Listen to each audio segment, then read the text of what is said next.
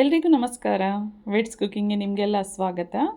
ನನ್ನ ಇವತ್ತಿನ ರೆಸಿಪಿ ಬಂಗುಡೆ ಪುಳಿ ಮುಂಚಿ. ಸ್ಪೈಸಿ ಟೇಸ್ಟಿ ಬಂಗುಡೆ ಪುಳಿ ಮುಂಚಿ ಹೇಗೆ ಮಾಡೋದಂತ ನೋಡೋಣ ಬನ್ನಿ. ಬಂಗುಡೆ ಪುಳಿ ಮುಂಚಿ ಮಾಡಲಿಕ್ಕೆ ನಾನಿಲ್ಲಿ 3 ಬಂಗುಡೆ ಮೀನನ್ನು ತಗೊಂಡಿದ್ದೇನೆ. ಇದನ್ನು ಮೊದಲಿಗೆ ಚೆನ್ನಾಗಿ ಕ್ಲೀನ್ ಮಾಡುವ. ಈಗ ಎಲ್ಲ ಬಂಗುಡೆನ ಕ್ಲೀನ್ ಮಾಡಿ ಇಟ್ಕೊಂಡಿದ್ದೇನೆ. ಇದಕ್ಕೆ ಮಸಾಲೆ ಹುರ್ಕೊಳ್ಳುವ.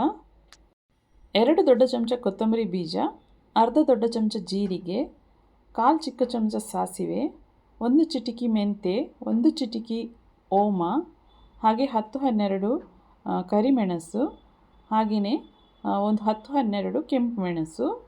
ಇದಕ್ಕೆ ಸ್ವಲ್ಪ ತೆಂಗಿನ ಎಣ್ಣೆನ ಹಾಕಿ ಚೆನ್ನಾಗಿ ಹುರ್ಕೋಬೇಕು.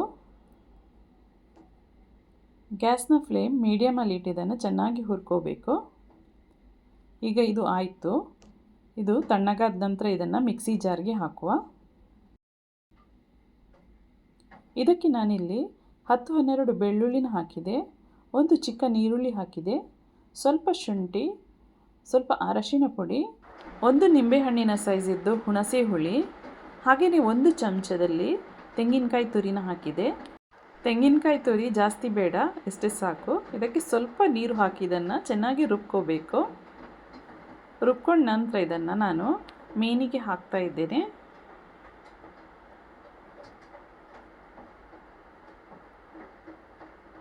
ಇದಕ್ಕೆ ರುಚಿಗೆ ತಕ್ಕಷ್ಟು ಉಪ್ಪನ್ನು ಹಾಕುವ.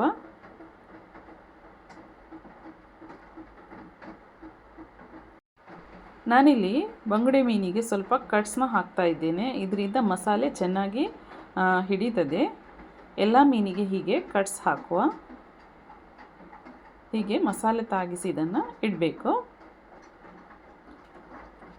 ಈಗ ನಾನಿಲ್ಲಿ ಪಾತ್ರೆಗೆ ತೆಂಗಿನ ಎಣ್ಣೆನ ಹಾಕ್ತಾ ಇದ್ದೇನೆ. ಎಣ್ಣೆ ಬಿಸಿಯಾದ ನಂತರ ಸಾಸಿವೆ, ಜೀರಿಗೆ, ಸಣ್ಣಗೆ ಕಟ್ ಮಾಡಿದ ಬೆಳ್ಳುಳ್ಳಿ, ಸಣ್ಣಗೆ ಕಟ್ ಮಾಡಿದ ನೀರುಳ್ಳಿ, ಶುಂಠಿ, ಕಾಯಿ ಮೆಣಸು, ಸ್ವಲ್ಪ ಕರಿಬೇವಿನ ಸೊಪ್ಪನ್ನು ಹಾಕಿದೆ. ಇದನ್ನು ಚೆನ್ನಾಗಿ ಕಾಯಿಸುವ. ಇದರಲ್ಲಿ ಸ್ವಲ್ಪ ಕಲರ್ ಚೇಂಜ್ ಆಗುವವರೆಗೆ ಇದನ್ನು ಕಾಯಿಸಬೇಕು. ನಂತರ ಮಸಾಲೆ ಹಾಕಿಟ್ಟಂಥ ಮೀನನ್ನು ಒಂದೊಂದಾಗಿ ಇದರಲ್ಲಿ ಇಡುವ. ಉಳಿದ ಮಸಾಲೆನ ಹೀಗೆ ಸೈಡಲ್ಲಿ ಹಾಕ್ತಾ ಇದ್ದೇನೆ. ಸ್ವಲ್ಪ ನೀರನ್ನು ಕೂಡ ಇದಕ್ಕೆ ಹಾಕಿದೆ. ಈಗ ಇದಕ್ಕೆ ಮುಚ್ಚಳ ಇಟ್ಟು ಗ್ಯಾಸ್ ಫ್ಲೇಮ್ ಸ್ಲೋವಲ್ಲಿ ಇಟ್ಟಿದ್ದನ್ನು ಬೇಯಿಸಬೇಕು.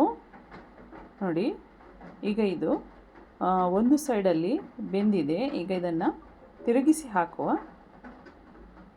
ಎಲ್ಲ ಮೀನನ್ನು ಹೀಗೆ ಉಲ್ಟಾ ಮಾಡುವ. ಇನ್ನೊಂದು ಸೈಡಲ್ಲಿ ಚೆನ್ನಾಗಿ ಕಾಯಬೇಕು.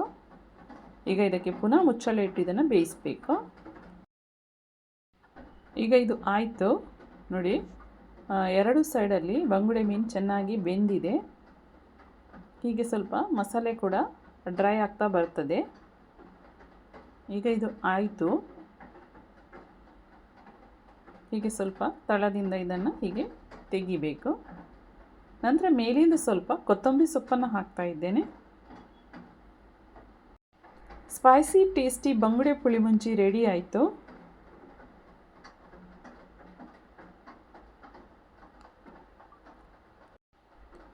ಈಗ ಇದನ್ನು ಸರ್ವ್ ಮಾಡುವ.